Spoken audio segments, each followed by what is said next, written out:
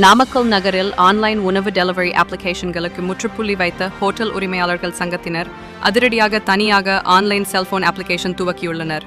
Zomato, Swiggy ஆகிய online line உணவு delivery கம்பெனிகள் ஹோட்டல் உரிமையாளர்களிடம் கூடுதல் கமிஷன், டெலிவரி மற்றும் விளம்பர செலவுகளை உணவு பில்லில் பிடிப்பதாகவும், அதை முறைப்படுத்தாவிட்டால் ஜூலை 1 முதல் ஆன்லைன் அப்ளிகேஷன் நிறுவனங்களுக்கு உணவு வகைகள் சப்ளை செய்வதில்லை என்று கடந்த மாதம் ஹோட்டல் உரிமையாளர்கள் அறிவித்தனர்.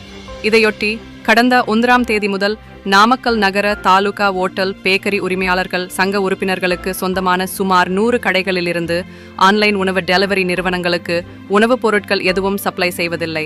அவர்களின் மொபைல் ஆப்களை ஓட்டல் உரிமையாளர்கள் துண்டித்துவிட்டனர். இதனால் உணவு டெலிவரி பணியில் ஈடுபட்டிருந்து ஏராளமான தொழிலாளர்கள் வேலைவாய்ப்பு இழந்துள்ளனர். இந்த நிலையில் நாமக்கல் ஓட்டல் உரிமையாளர்கள் தங்கள் வாடிக்கையாளர்களுக்கு உணவு சப்ளை செய்வதற்காக ஜாரோஸ் என்ற புதிய செல்போன் அப்ளிகேஷனை அவர்களே உருவாக்கி நாமக்கல் ஆஞ்சநேயர் கோயிலில் நடைபெற்ற நிகழ்ச்சியில் அதை அறிமுகம் செய்தனர். நாமக்கல் பகுதியில் உணவு வேண்டுவோர் இந்த அப்ளிகேஷன் மூலம் தங்களுக்கு விருப்பமான ஓட்டல்களை தொடர்பு கொண்டு தேவையான உணவு வகையில் ஆர்டர் கொடுத்தால் ஓட்டலில் விற்பனை செய்யும் விலைக்கே வீடுகளுக்கு சப்ளை செய்யப்படும் என ஓட்டல் மற்றும் பேக்கரி உரிமையாளர்கள் சங்கத்தினர் தெரிவித்துள்ளனர்.